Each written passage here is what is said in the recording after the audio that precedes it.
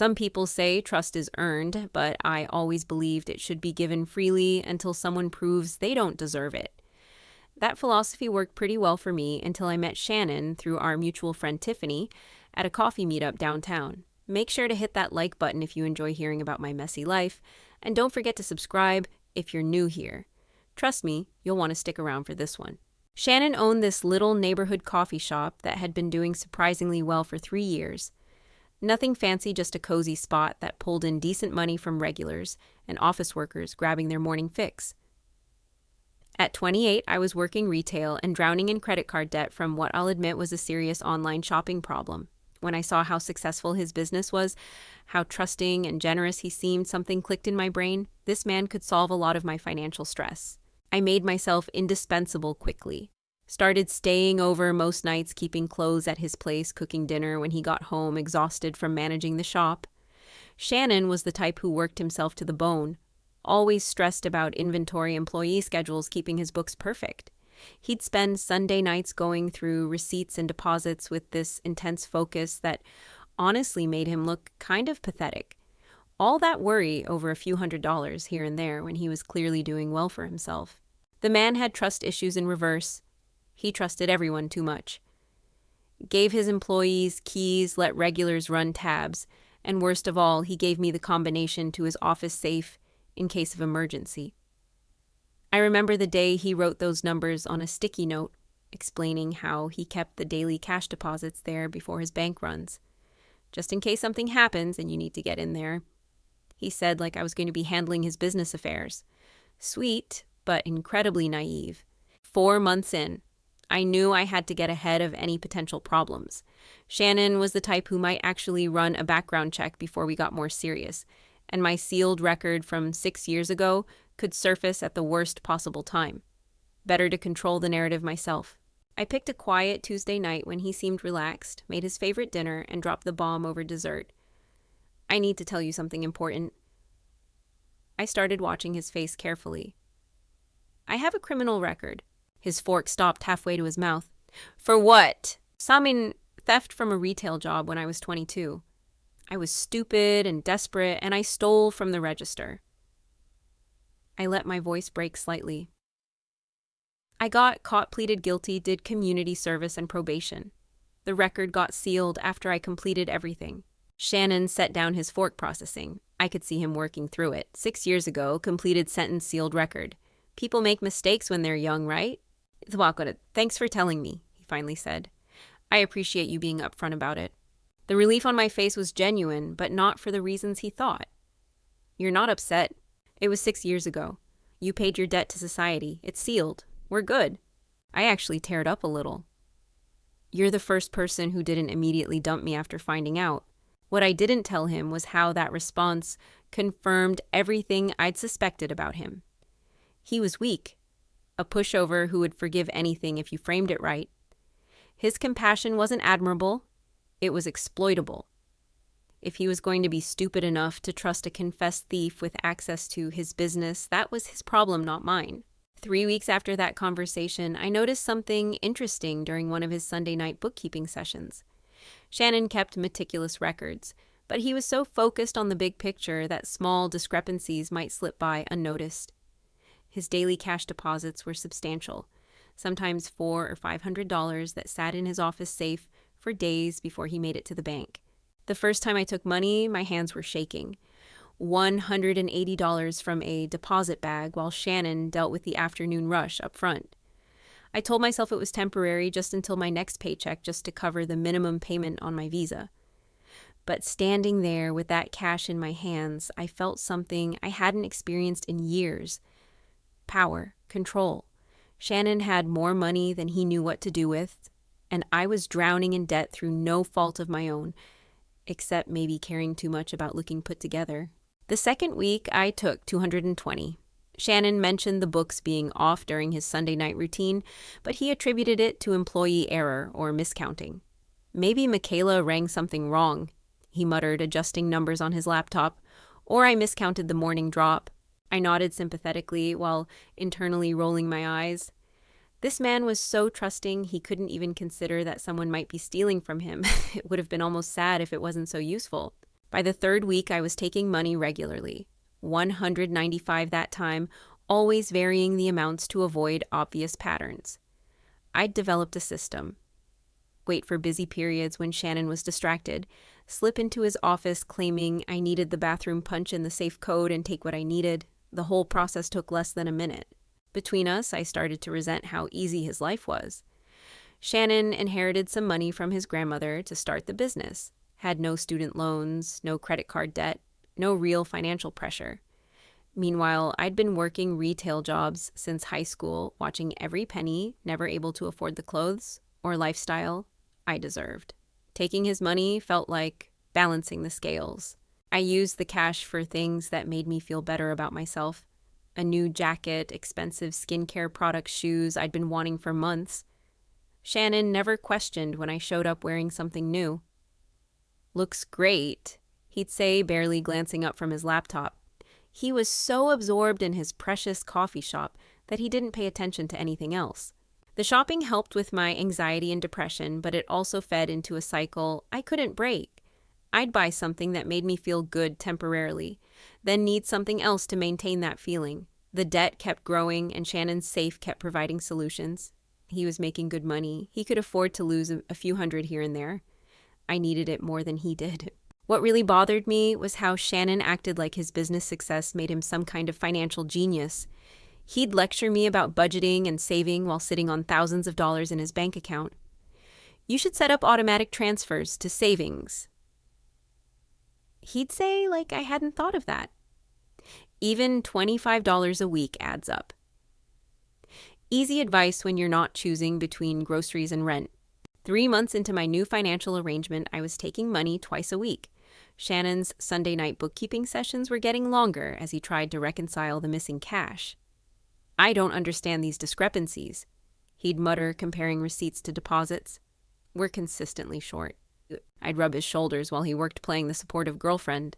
"Maybe you should talk to your employees about it. Someone might be making honest mistakes with the register. Michaela's been with me since I opened, and the college kid is solid too. Neither of them has access to the office safe anyway." The irony wasn't lost on me. Shannon trusted his employees completely while the real thief was massaging his neck and offering helpful suggestions.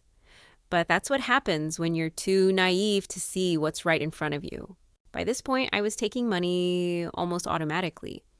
Shannon would mention needing to make a bank run, and I'd know exactly how much cash was sitting in that safe. 200 here, 150 there, whatever I needed to cover my expenses or impulse purchases. It felt like money that was already mine. After all, I was contributing to the household in other ways, cooking and cleaning, and providing emotional support. The truth is, Shannon had gotten comfortable. Too comfortable. He thought his little coffee shop was some kind of fortress, but he'd given me the keys to the kingdom without even realizing it. His success had made him lazy and trusting, and that wasn't my fault. I was just working within the system he'd created. Last Tuesday, Shannon installed something new in his office, a USB charger that looked slightly different from his usual ones. I didn't think much of it when I went in to take my usual $200 from the deposit bag. The afternoon rush was in full swing. Shannon was dealing with a line of customers, and I had the safe open and closed in under 45 seconds. That night, Shannon seemed different during dinner, quieter, more focused on his phone than usual. "Everything okay?" I asked. "Just tired, long day at the shop." I went to bed thinking about a pair of boots I'd seen online, already planning how I'd use the money I'd taken. Shannon was still on his laptop when I fell asleep, probably doing his obsessive bookkeeping again. Wednesday morning, Shannon left for work earlier than usual without saying goodbye. I texted him around lunch asking if he wanted to grab dinner, but he didn't respond until late afternoon with a simple, "working late tonight." Something felt off, but I couldn't put my finger on what. Shannon had been acting strange since Tuesday, almost like he was avoiding me. When I stopped by the shop Thursday morning with coffee from the place down the street, he barely looked up from the register. "You seem stressed," I said, trying to read his expression. "Just dealing with some business stuff. Nothing you need to worry about." The dismissive tone bothered me. Here I was trying to be supportive, and he was shutting me out over whatever minor crisis he thought he was handling. This was typical Shannon, making mountains out of molehills when it came to his precious business. Friday afternoon, everything changed. I was at my retail job when Tiffany called screaming before I could even say hello. "What did you do? The cops just arrested you at work?" "Paula, what the hell is going on?" My stomach dropped. "What are you talking about?" "I'm at work right now." "No, you're not. I just saw them putting you in handcuffs in front of everyone. You called me from jail saying Shannon had you arrested." The phone slipped from my hand. This had to be some kind of mistake. Shannon couldn't have me arrested. We were together. We loved each other. Whatever business problems he was dealing with had nothing to do with me. But even as I tried to rationalize what was happening, a cold realization was creeping in. The missing money. Shannon's strange behavior this week, the new USB charger in his office that I hadn't paid attention to. That bastard had been watching me. The next few hours were a blur of phone calls, lawyers, and the horrible understanding that Shannon hadn't just stumbled onto my activities. He'd been documenting them, recording me, building a case like I was some kind of criminal instead of his girlfriend who'd made a few mistakes. When my mother called, sobbing, begging me to explain what was happening, I could barely form words. "He set me up, Mom. He recorded me without my permission. He went to the police instead of talking to me." "Paula, they're saying you stole money from his business. They're saying you have a prior record that got unsealed." The unsealed record hit me like a physical blow. Shannon hadn't just reported the recent thefts. He'd somehow gotten my sealed juvenile record opened to make me look like a repeat offender. 6 years of keeping that mistake buried, and he'd destroyed it all in a week. He could have just talked to me. I kept repeating to anyone who would listen. I would have paid him back. I was planning to pay him back. But even as I said it, I knew how weak it sounded. I hadn't been planning to pay him back. I'd been planning to keep taking money until I got caught or found a better situation. Shannon had just been smarter than I'd given him credit for. The legal proceedings moved faster than I'd expected. Shannon's video evidence was damning. Clear footage of me opening his safe, taking money, closing it up like nothing had happened. The prosecutor used my prior record to paint me as a serial thief who targeted people who trusted me. My lawyer tried to negotiate offering restitution and community service, but Shannon refused every compromise. He submitted a victim impact statement that detailed not just the financial loss, but the emotional betrayal of someone he'd loved and trusted taking advantage of him. The defendant knew about my business struggles and how hard I worked to build something successful. He wrote, "She had access to my office because I trusted her completely.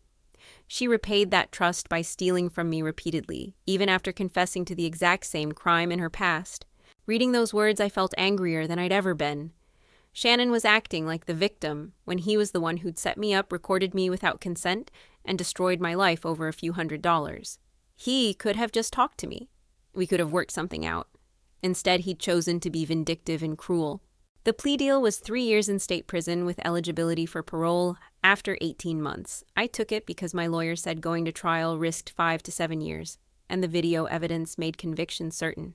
But at sentencing, everything got worse. The judge revealed that my original sealed plea deal had included a 10-year probation period that I'd somehow forgotten about.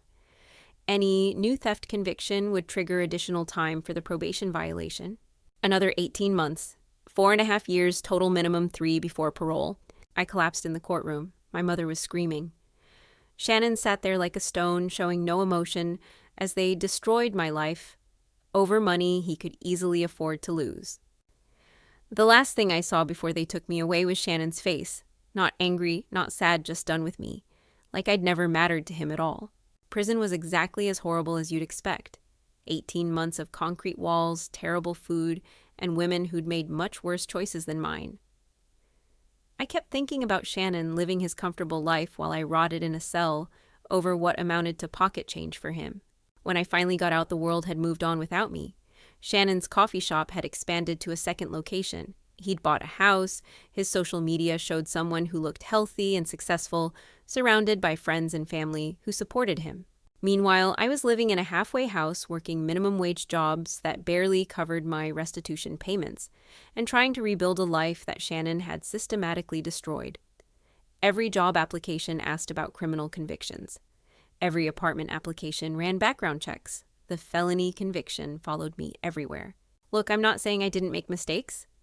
I took money that wasn't mine, and that was wrong, but Shannon's response was completely disproportionate to what I did. He could have talked to me. He could have given me a chance to make things right. Instead, he chose to ruin my entire life over a few $100s. The truth is, Shannon showed his true colors when he had me arrested instead of handling it like an adult. He was vindictive and cold, more concerned with punishment than justice. The man I thought I loved turned out to be someone who could destroy another person without feeling anything about it. 3 years later, I'm still paying for those few months of poor judgment. Shannon moved on like I never existed while I'm stuck with the consequences of his decision to press charges. He got his money back through restitution, but apparently that wasn't enough. He needed to see me suffer. Between us, I think Shannon enjoyed having that power over me, getting to play judge and jury, deciding my fate while keeping his hands clean. He probably tells people he had no choice, that he was just protecting his business. But we both know he chose the most destructive path possible when he could have chosen forgiveness. I've learned not to trust people the way I trusted Shannon. When someone shows you who they really are, someone who can watch you get carted off to prison without blinking, believe them the first time.